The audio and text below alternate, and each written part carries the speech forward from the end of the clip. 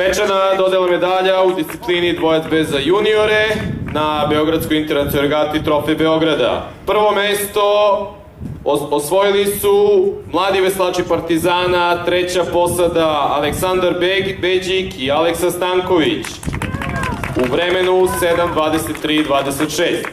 Medalje dodeljuje gospodin Vojin Popović.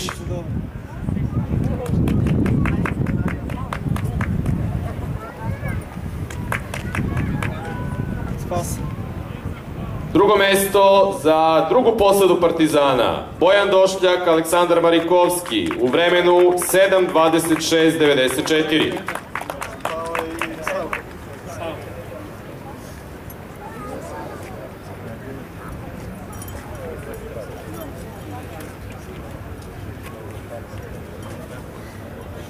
Treće mesto za veslački klub Zagreb iz Zagreba, Gabriel Tomić, Lovro Anzulović.